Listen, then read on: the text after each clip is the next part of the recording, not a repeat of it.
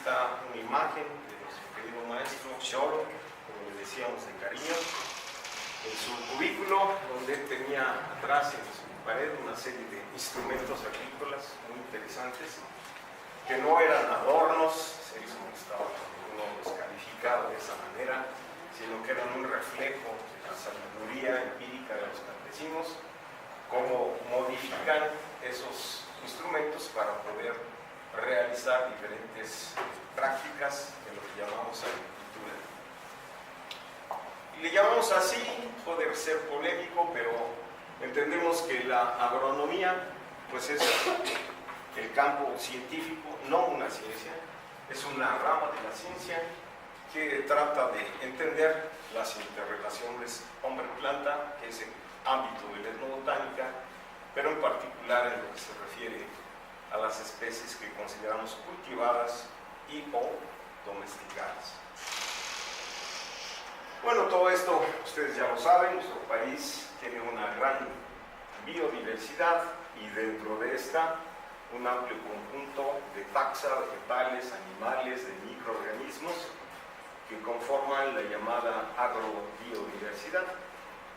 Todo esto es muy discutible, el lugar que ocupa nuestro país, son datos que presenta la CONABIO, pero aquí lo que quiero llamar la atención es que casi todas las publicaciones botánicas, bueno, al menos las más difundidas, abordan principalmente las plantas vasculares. Y creo que los agrónomos, quizá los botánicos, biólogos, podríamos prestar más atención a las plantas no vasculares, porque estas pues también son una parte importante de la riqueza que existe en nuestro país. Pero bueno, el doctor Sedosky, para el año indicado, indicaba que existen aproximadamente 30.000 especies de plantas vasculares, pero lamentablemente son solo alrededor de una centena, un poco más, las que utilizamos de manera frecuente para diferentes propósitos alimenticios, medicinales, industriales, etc.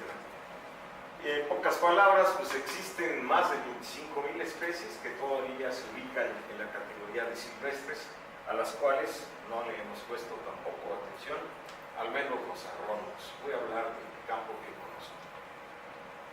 Y de acuerdo con el compañero, amigo y doctor Villaseñor, destacado personaje de la UNAM, que seguramente ustedes lo conocen, pues para este año nos indica estos datos: 304 familias botánicas, 84 familias más que las que reportaba el doctor Sedosky 11 años antes. Y bueno, aquí están los datos, no los voy a leer, simplemente es para resaltar la diversidad en taxa vegetales que tiene nuestro país y como un ejemplo los helechos que en Taiwán y en otros países son importante fuente de alimentos, no solo son especies ornamentales o con otras funciones.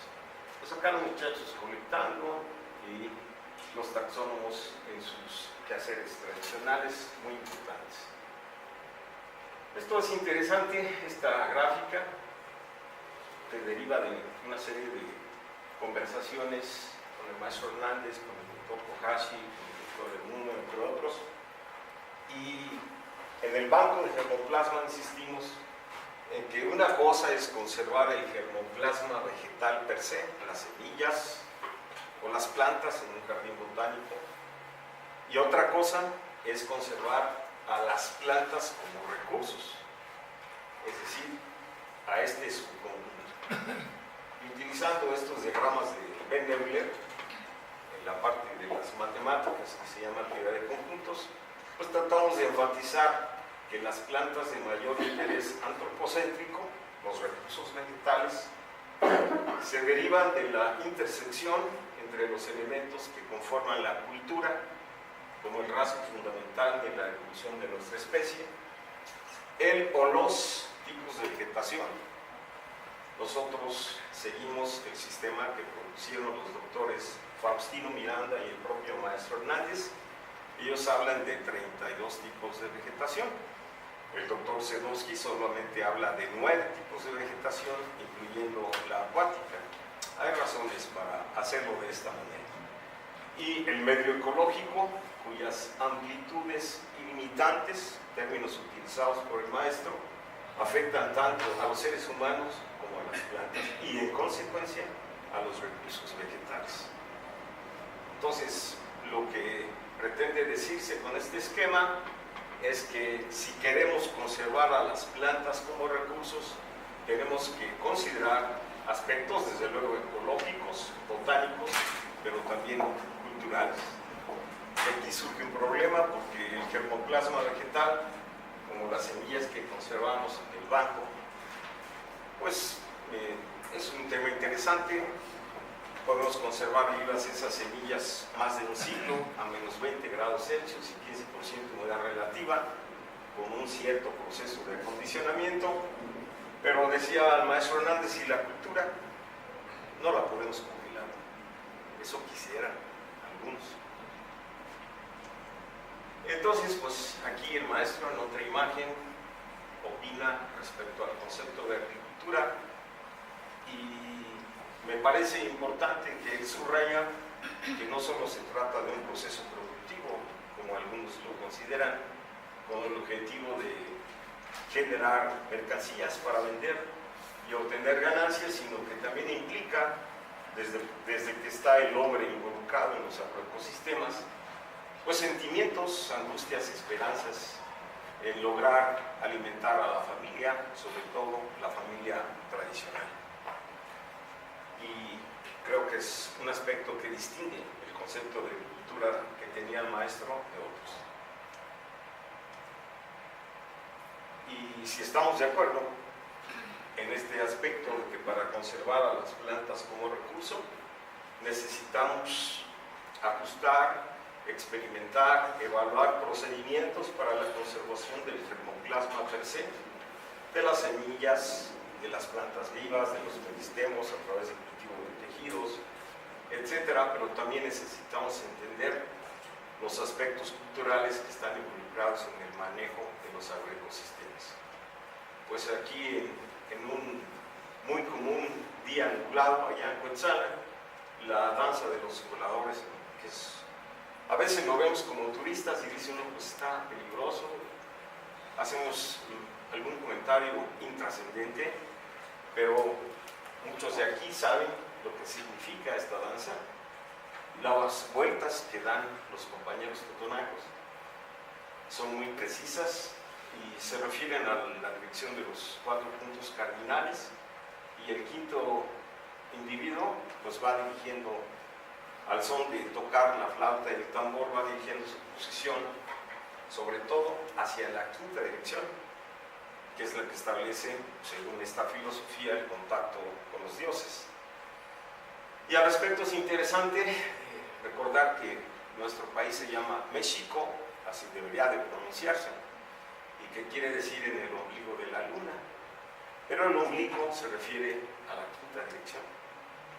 Pocos países tienen el orgullo de tener raíces propias en su designación. Y entonces ya desde un punto de vista, digamos, científico, llamarle de alguna manera, en este proceso conducente a la creación de nuevos recursos a partir de la diversidad vegetal silvestre, ahora se habla de 6 especies del género Psea, pues tenemos que considerar los aspectos antropocéntricos, culturales, como dije, pero también los aspectos genéticos. La heredabilidad, en particular la H minúscula al cuadrado, que se refiere al efecto de dominancia y de aditividad en la transmisión de lo que los seres humanos perseguimos al seleccionar las poblaciones de interés. El pasado fin de semana se celebró el Día Nacional del Maíz, y por ahí ahora se habla de 63 razas de maíz en México y de 328 en América. Y una pregunta interesante es quién o quiénes han creado estas razas. Pues fundamentalmente los agricultores tradicionales, y por ello el maestro Hernández dedicó gran parte de su vida profesional al estudio de la agricultura tradicional, precisamente. Bueno, tal vez la mayoría de los aquí presentes conozcan. Esta es una mazorquita de teocintle, de uno de los teocintles, porque ya dije que son varias especies. Y este fue el tema que abordamos aquí en el colegio con el doctor Miranda Cuello. Y tratamos de referirnos a la evolución natural y a la evolución antropogénica de este importante género.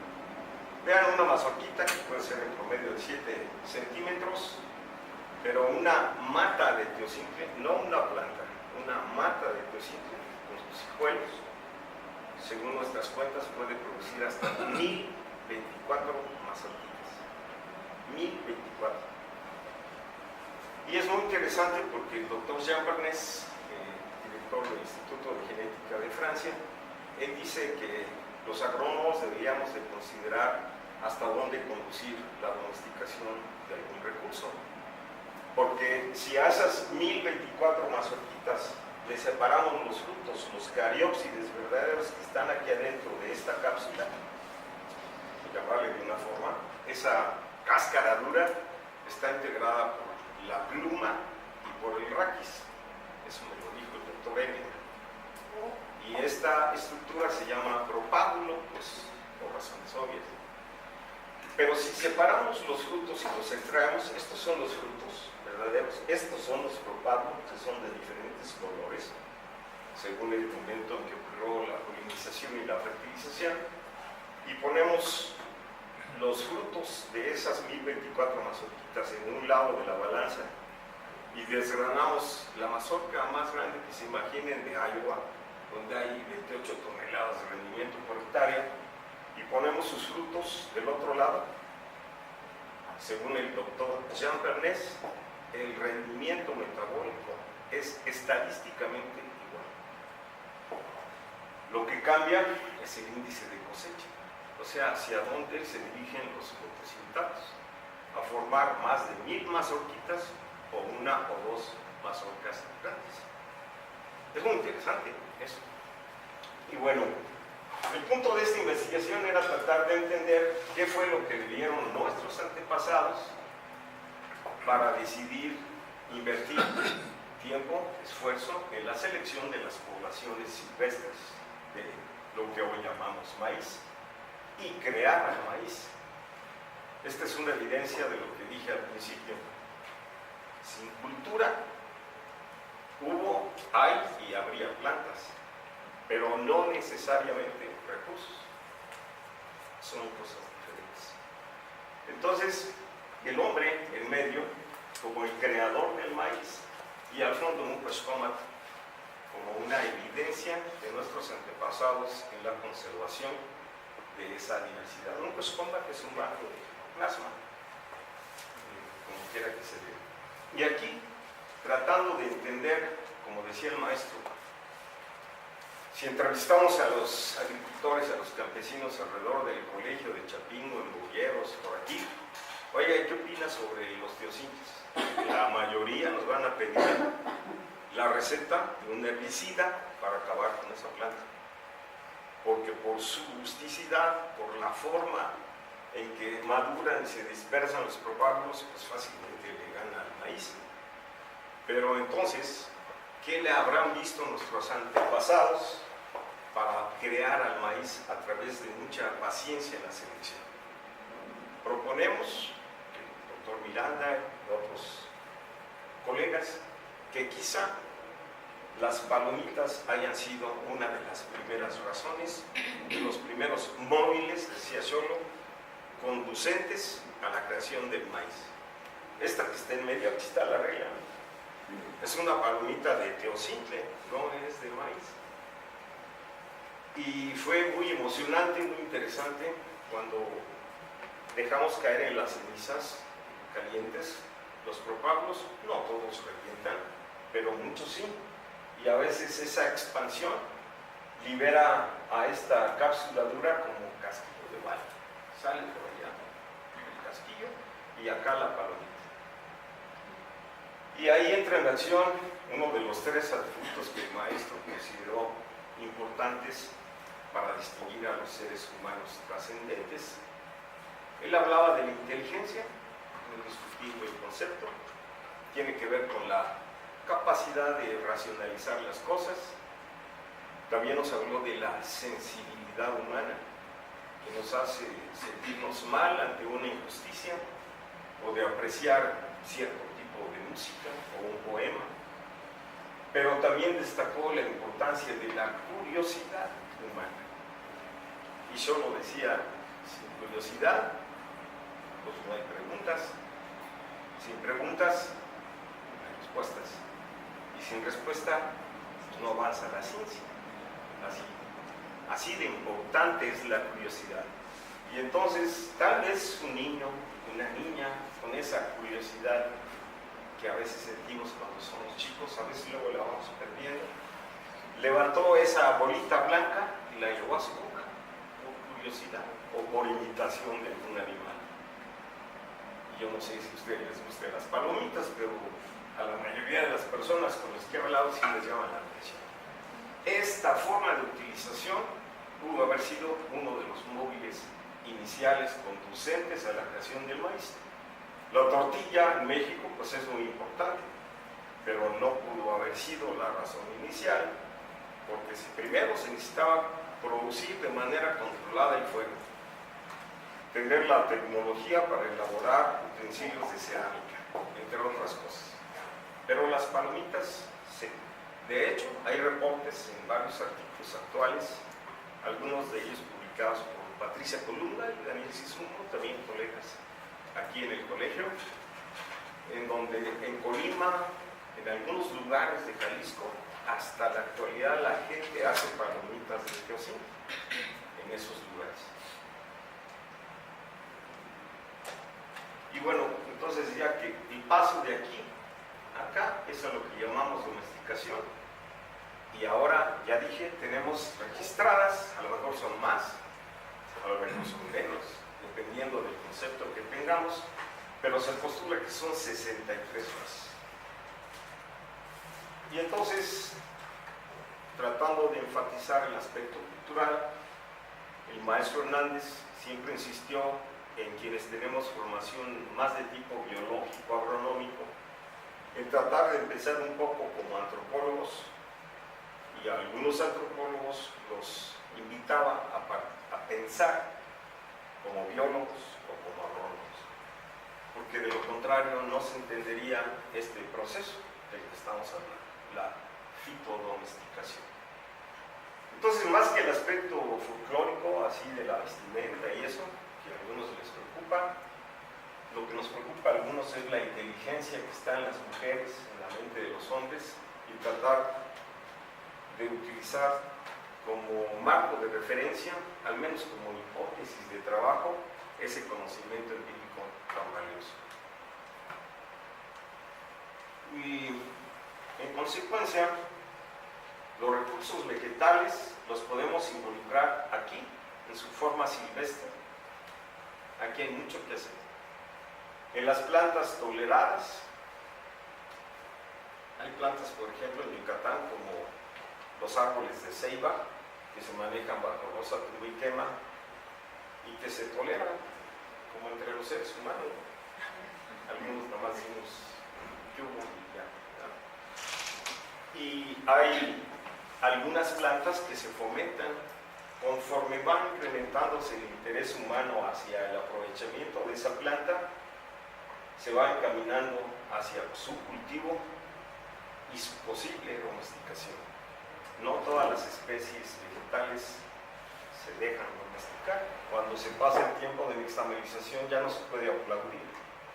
Estaba hablando de tortillas, de verdad, no de industriales. Entonces, ya estaba yo preocupado. Junté un costalito de frutos, de cariópsides, o sea, ya sin la cáscara esa dura, y fui a Totonacapan con esta mujer, que se llama doña Carmen Bautista de Galindo. Ella, como una mujer de campo, muy inteligente y práctica, metió su manita al costal, llevó unos frutos a su boca y me dijo, su maicito está muy duro. Yo dije, ya. Tardó menos de un minuto, unos 40 segundos, en encontrar la respuesta. Y me dijo, pero ya sé qué vamos a hacer. Yo dije, ya la hice. Dice, vamos a poner a hervir la lejía, el agua con la cal. Y cuando esté hirviendo en una ollita con barro, con leña, le echamos un maicito. Lo tengo en la mente porque lo hicimos con cronómetro. 2 minutos 45 segundos en promedio fueron suficientes para que se liberara el pericarpio. Le decimos semilla al maíz, ¿no? Pero pues aquí hay anatomistas y me van a corregir.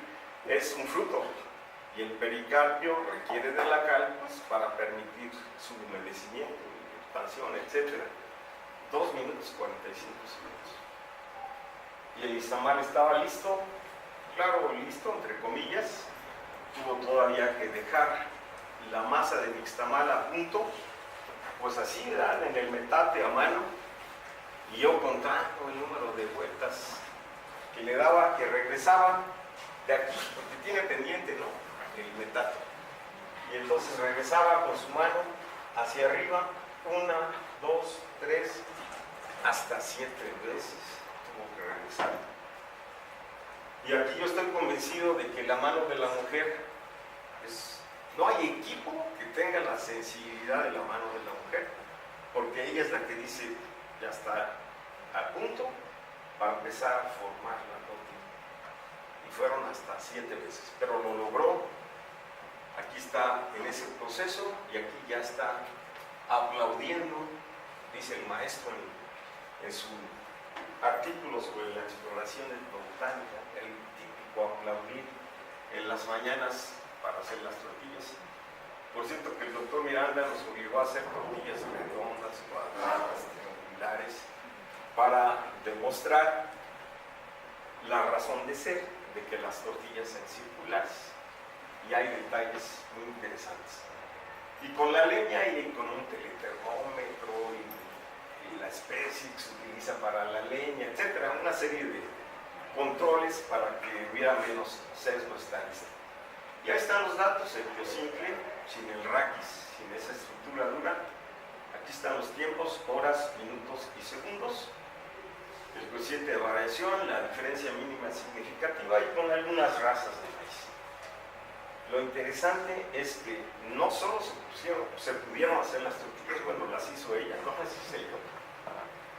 Las mandamos a analizar, 32% de proteínas, 32%, o sea, el triple de los UPM del cine, el triple. Y el doctor Pérez explica que ello se debe a que las proteínas en el proceso de germinación y de emergencia se desdoblan más lentamente, más heterogéneamente que los carbohidratos que predominan en el maíz. O sea que el doctor Pérez dice que en aras de facilitarnos las cosas, los seres humanos en algunas ocasiones, como en el maíz, hemos disminuido el valor nutricio de las estructuras de interés antropocéntrico, o sea, los frutos. Bueno, y después, pues intentando insertar estos datos en el entendimiento de los agroecosistemas tradicionales, pues hemos ido intentando, con muchos errores, con muchas dificultades, algunos índices para tratar de mensurar el grado de aprecio antropocéntrico, porque también hay aprecio por otras especies animales del mundo vegetal. Y entonces aquí hay un ejemplo, ¿verdad? Mediante la botánica clásica, la taxonomía, con nuestras prensas, etc., podríamos identificar, por ejemplo, 545 especies vegetales en lo que llamamos el área de acción cotidiana.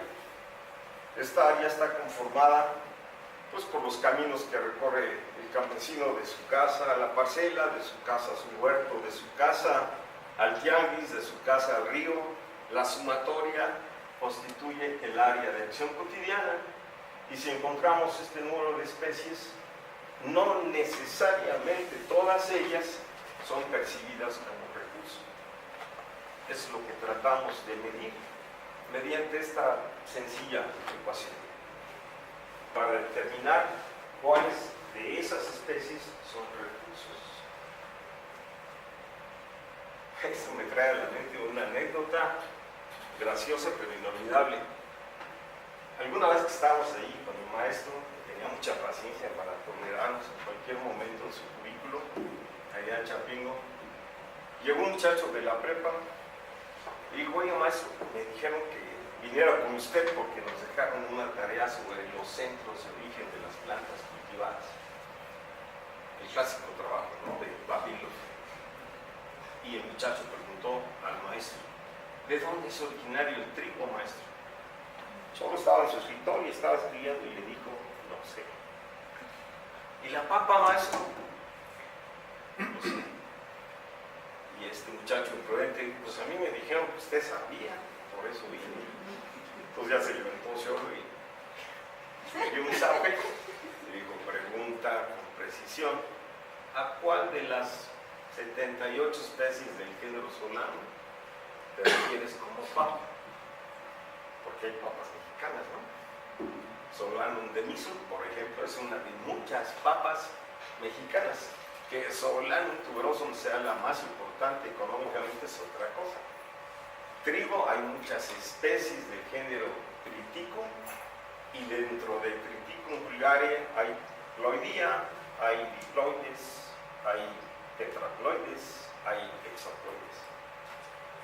Lo que el maestro trataba de decir es que los agrónomos necesitamos aprender mucho más de la botánica, de los taxónomos y de otras áreas para entender lo que pretendemos estudiar.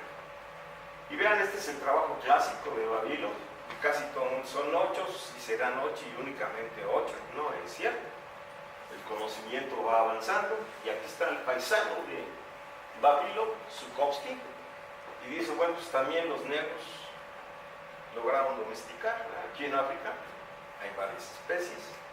En Australia, por ejemplo, la macadamia, etc. En lo que hoy se llama Estados Unidos es otro centro.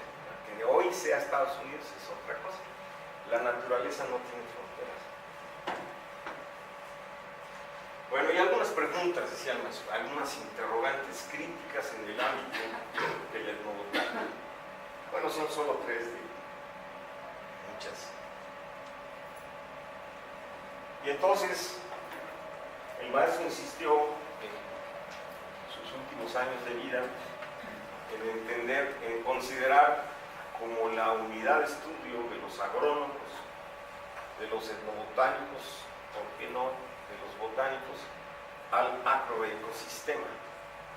Y entonces eso nos remite al concepto de ecosistema, que ustedes conocen el concepto, no los vamos a discutir. Lo que quiero llamar la atención es sobre esto. Esta es la portada de uno de los grandes libros que el maestro editó. Aquí están algunos de los coautores y es un tesoro este libro.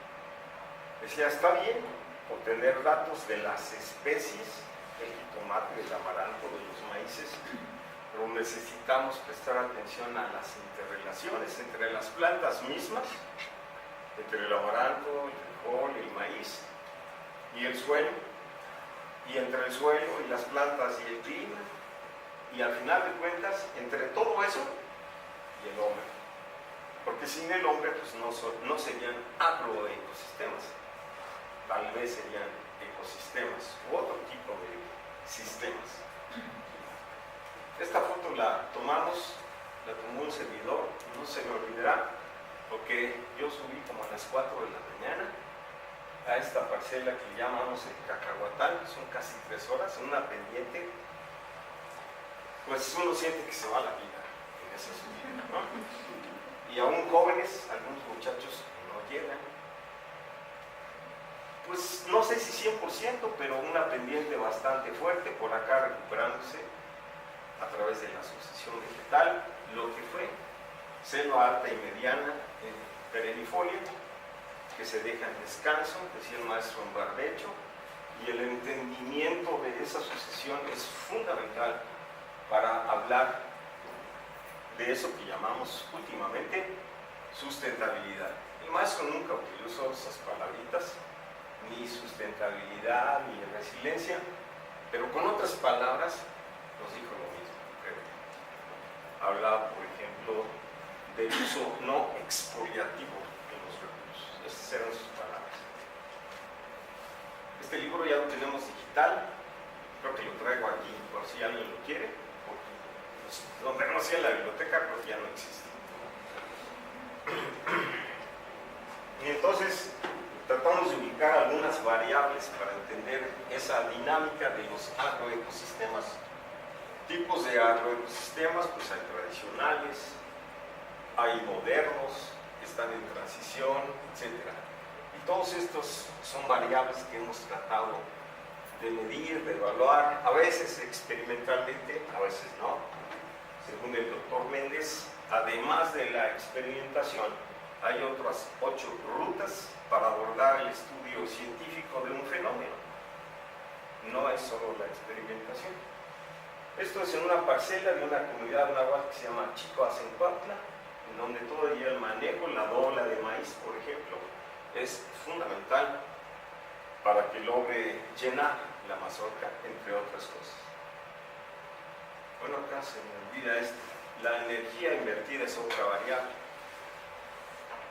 Y según el doctor Rapaport, el doctor, como ya lo sabe mejor que yo, la energía que entra al ecosistema y la que sale es un aspecto importante de mensurar. Y según los datos de este ecólogo que trabajó en una comunidad indígena en Nueva Guinea, que se llama Lotsembarra, esos supuestos primitivos campesinos, por cada kilocaloría que inyectan al agroecosistema, cosechan 20.1 kilocalorías. Y el maestro Hernández decía, en Iowa, la faja maicera en Estados Unidos, por el uso de combustibles fósiles, puede haber pérdidas, o sea, invierten 1 kilocaloría y pueden perder hasta 14.8 kilocalorías en un agroecosistema altamente productivo, competitivo, como dicen mis colegas, pero nada sustentable, según la terminología actual. Bueno, por ahí nos involucramos en un proyecto de varios años con colegas de Inglaterra, de Francia, de Holanda, de Belice, de Guatemala, para evaluar la famosa jatropha, porque así se pronuncia, Jatropha curcas, una euforiácea cuyos aceites tuvieron un gran impacto para la producción de biodiesel. Nosotros dijimos, nosotros vamos a utilizar esas plantas según los campesinos nos digan. Y a los indígenas de esta región pues no les interesa el biodiesel, ni carro ni nada. Lo que les interesa, y hay evidencias de su importancia, es comer las semillas tostadas. Y en esa región, Totonacapan, es donde existen los únicos genotipos no tóxicos del mundo que se pueden comer por los seres humanos. Esta es la planta, por aquí sus maíces, no sé si se alcanza a ver, aquí está una hilera de jatropha. Estas no son malezas, son queritas que también se comen. Bueno, y ahí nos llamó la atención la opinión de un ecólogo de la UNAM. El equipo de nosotros no es solo gente de Chapingo, de muchos lugares, con experiencias diversas, y a mis muchachos que estaban tomando muestras de suelo de estas parcelas, este ecólogo de la UNAM les dijo, no dejen que se sequen sus muestras. Y los muchachos dijeron, ¿por qué? Macro, micronutrientes, pH, sí, todo eso que sabemos. Y cuando escucharon la respuesta, les dijo, es que se pueden morir los colémbolos. Y mis muchachos dijeron, ¿los qué? Los colémbolos. ¿Sí? Y aquí están, encontramos 3 especies del género Salina. Entre ellas Lidentata. Y resulta que son los principales formadores de humus en este lugar. Yo no sé en otros lugares, pero aquí estos colémbolos, además de otros microorganismos, son fundamentales para la regeneración natural de la fertilidad del suelo. Lo que quiero decir es que si realmente queremos entender la dinámica de los agroecosistemas, necesitamos integrar equipos no solo interdisciplinarios, sino transdisciplinarios. Quiere decir, incluyendo la sabiduría, no de todos, pero de algunos de los campesinos de la propia región. Por eso es transdisciplinario. Viene a la mente que al evaluar un cafetal tradicional de la zona, el indígena que les presenté hace rato en la parcela bajo Rosa Tumbiquema, don Maximino, le dijo a los muchachos del curso, este árbol de Chalahuite es el mejor. Y ya como era tarde, los muchachos tenían hambre, pues apuntaron el mejor. Pero pues, algunos muchachos son más inquietos. Y este muchacho regresó así casi de la mano al campesino y le dijo, dígame, ¿por qué es el mejor? Y entonces le explicó, mire, yo no sé qué pasa, pero este Chalahuite, del género Inga, una fabácea leguminosa, produce más hojas, cae al suelo más rápido y se forma más rápido abono. Él no dijo abono. Y entonces, por ahí hay un colega que está a punto de registrar la tecnología de cultivo de colémonos. Recuerden que así pasó con las lombrecitas que ahora se usan para la vermicomposta, ¿no? Hubo un tiempo que esas lombrecitas también eran matadas porque se creía que eran negativas. Ahora se venden. Pues son importantísimos los colémbolos en la unificación. Yo le pregunto a los muchachos, te pregunto a ti, colega, ¿qué es el humus? ¿Qué es el humus? No te preocupes, no es examen. ¿No? Tratando de recordar aquí al doctor, que siempre nos metían a todo, ¿no? Qué bueno, se lo agradecemos. El humus es la materia orgánica en estado coloidal, o sea, muy finamente degradada.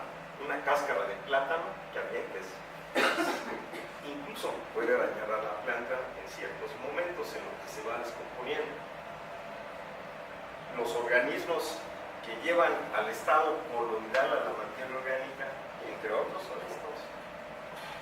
Y tenemos datos de que si le agregas el fertilizante que la Zagarpa dijo para el café, que 2 cucharaditas de azúcar, no sé qué, o de urea, a lo mejor el café te rinde más un tiempo, pero al ir matando a los colémonos, a los 4 o 6 años, el campesino te va a decir, ahora le tengo que aplicar 4 botecitos de chile para tener el mismo efecto, porque estás matando los colémonos, entre otros organismos.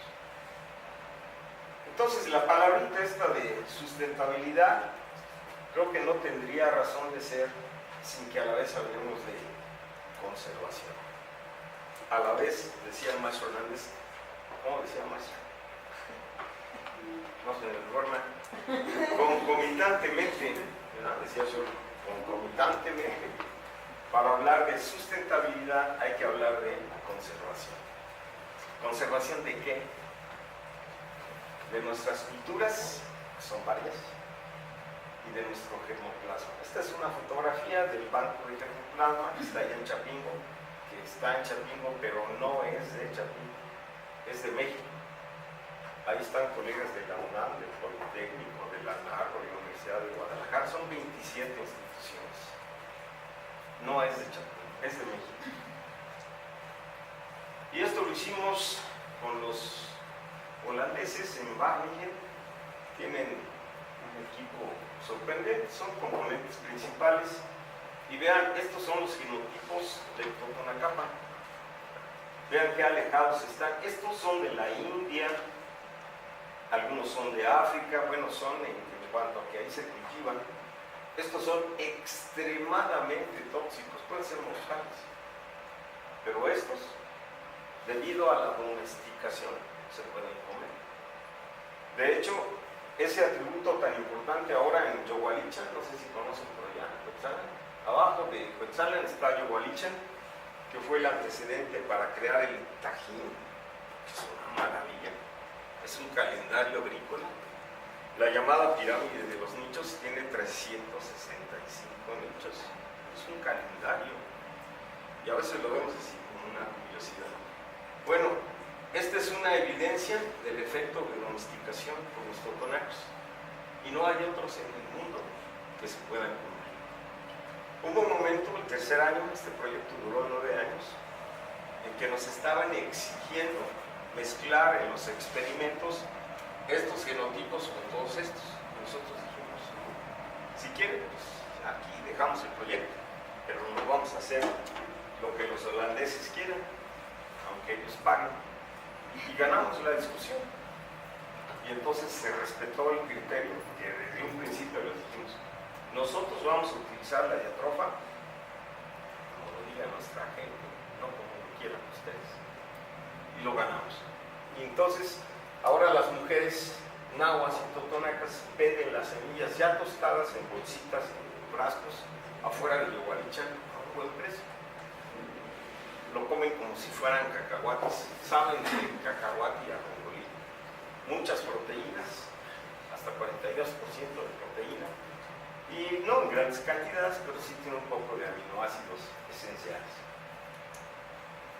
Y ahora, tratando de acelerar el proceso de domesticación, pues por ahí tenemos ya los QPL para la biosíntesis de los ésteres de Forward, que son las sustancias tóxicas, ¿ya? Y las crucinas y otras cosas. Entonces, esta es una gran ventaja. Y el maestro Hernández decía, bueno, pues si tomamos en cuenta el conocimiento empírico de los campesinos, al menos como hipótesis de trabajo, y le sumamos la estadística, la genotecnia, la botánica en muchos campos, podemos hacer las cosas un poco mejor y quizá un poco más a prisa, porque el conocimiento empírico requiere de muchos años para evaluarse. Pero la estadística nos puede ayudar mucho en eso.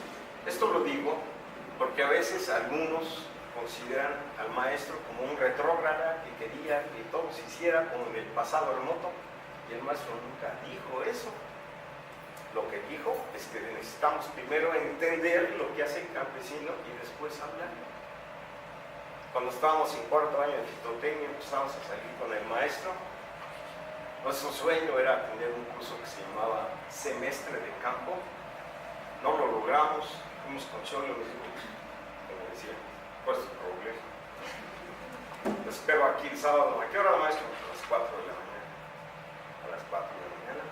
Salimos muchos fines de semana y aprendimos mucho. Y en las reuniones de Plaza Capuazla, todos estábamos en cuarto año, empezando. ¿Usted sabe del tema? No, maestro. Siéntese allá, cállese y escuche. También nos callamos y escuchamos. Muy bien, pues este es nuestro saloncito de clase en esta comunidad que se llama Ecatlán. Aquí al pie de este arbolito hacemos la explicación de este agroecosistema, que es un cafetal tradicional donde está el chalagüite, varias especies del género Inga, varias especies de cafeto, 2 especies de vainilla, de jonote, de pimienta mexicana. Y la vainilla ahí todavía se alcanza a polinizar de manera natural por las abejas estas que se llaman meliconas. Y ha sido muy interesante, y aquí vamos viendo cómo van cambiando las manchas, las estampas de la vegetación bajo rosa tumbique. Entonces hay un experimento en Chicoacencuautla, en la zona náhuatl, y otro en Ecatlán, en la zona totonaca. Están invitados ahí cuando gusten. Me daría mucho gusto. Entonces aquí está el asunto del término este de sustentable que se propuso en este año, en este foro, y que pues se ha utilizado mucho, pero yo creo que se ha comprendido poco y realmente nos falta mucho por hacer para lograr encontrar una forma adecuada de mensurarlo. Trabajamos desde hace varios años con indígenas mayas, mixtecos, nahuas, totonacos y con los mazahua. Estas son compañeros y compañeras mazahua, y en uno de los cursos allá en Chapingo, este es aquí en el laboratorio del banco, empezamos, dicen los antropólogos, con un diagnóstico y iconográfico, con dibujitos, pues. Y entonces, con una gran inteligencia y preocupación, por ejemplo, la señora nos estaba describiendo con dibujos cómo era su pueblo, que se llama Chivatí, cuando era ya niña, 50 años atrás, el agua, las plantas, los bosques, cómo es ahora realizado algunas cosas interesantes. Hemos dado varios cursos, ahí están en las mesas del banco de germoplasma, seleccionando sus semillas, acondicionándolas, pues son indígenas, pero no son todas, y le entraron al escáner y hacer el código de barras y la computadora y lo hacen mejor que yo, de manera que se fueron felices con sus semillas, porque allá en su pueblo establecimos con una tecnología muy sencilla un pequeño banco de germoplasma, que además de conservar las semillas, contribuye un poquito a conservar lo que ellas, sobre todo ellas, saben. A ver si jala esto. ¿Qué hay que hacer aquí? Para demostrar el uso y la importancia de las plantas silvestres. ¿Qué podría hacer aquí algo que sepa? Es que es un video. A ver si me ayudas. El anterior son 10 segundos de video. Y si no, hacia atrás. Ahí hay un video. Ahí, anda. El control del cañón. Ahí está, abajo en el cajoncito de la computadora. Bueno, el punto es que con las compañeras Mazahua en los alrededores, este pueblo se llama Chivatí. Detrás de ese cerro es Angangueo, Michoacán. Esta es una de las reservas de la mariposa monarca. Y fuimos a colectar todas las plantas posibles que fueran aromáticas para extraer aceites esenciales. Pues con un destilador que llevó el doctor Cerrato y demostrar que muchas de las hierbas aparentemente inútiles pues pueden ser recursos importantes, incluso económicamente. Entonces fue muy interesante, fue un destilador que incluso ahí se estrenó de 400 kilos y la gente estaba feliz porque lograron extraer una botellita de los aceites esenciales y como ustedes saben son muy caros, se usan en perfumería, como parte de tratamientos medicinales, etc. Bueno, pasamos a ver. Aquí el punto era ver que muchas plantas de los alrededores silvestres pueden ser importantes recursos. Y bueno, hicimos el inventario florístico también junto con ellos y con los compañeros. Logramos instalar el primer banco de germoplasma y herbario. Ellos le pusieron en Mazahua Mubi, que quiere decir mi corazón. Y fue muy interesante porque este cuarto, todo esto que está aquí un poco más para acá, pues no tiene ventanas. Y la gente que llega ahí, los políticos, les dice, ¿pero por qué no tiene ventanas? Dice, queremos que se parezcan. Para controlar la relativa. Y empiezan a hablar de los términos, ¿no? Y no solo hablar, sino a demostrar. Entonces esto está en ese pueblo y ahorita estamos instalando el segundo. Y también bienvenidos, si gusta colaborar con todo gusto. Adelante. Bueno, acá es la fotografía de la inauguración de la primera unidad para el estudio, conservación y desarrollo sustentable. Ya la palabrita aquí a veces es útil, de los recursos vegetales en la zona Mazahua. Y aquí está su secadora de los ejemplares para herbario. En un saloncito de kinder, aquí se inauguró, pero como creció el pueblo, esto ya tiene años, y les pidieron el salón, fue que ellos, sin que les dijéramos nada, con sus manos, muchos hombres Mazahua, también mujeres, son albañiles, hicieron ese cuarto con sus manos y con sus recursos. Y eso no se los dijimos, por eso es más importante comentar. Este es el interior del banquito de germoplasma. No sé si conozcan a la doctora Kostic, es una norteamericana que es la directora del Banco de Maíz del CIMIT, y muy amablemente, incluso ha proporcionado semillas en grandes cantidades, lo cual es raro para el cine, pero me da mucho gusto que lo hayan hecho. Y aquí, con lo que aprendieron en Chapingo, también nosotros aprendimos de ellos muchas cosas. Esto es muy interesante, son los ejemplares de herbario que colectaron los niños, y con la ayuda de las ancianas le ponen su nombre en más agua y para qué sirven. Entonces, no solo la parte científica, sino la motivación que puedan tener. Con las mujeres náhuatl de esta asociación, se llama Masigual Simamé o Señor Chicahuani, son 146 mujeres. Ellas mismas dicen que se salieron del Oaxaca porque sus esposos las golpeaban, esposos borrachos, etc. Y mejor hicieron su pequeño hotel, digo el comercial, se llama Tazelotzi, su hotel. Es sencillo, pero es muy limpio. Y aquí estamos en un curso para enseñarles a acondicionar las plantas para identificación y también para conservación. Llevamos los aparatos y eran como las 6 de la tarde al finalizar el primer curso, y una tormenta de esas de por allá, ¿no? Cayó un trueno, se sembró ahí como el aplauso de Dios. Así lo sentimos.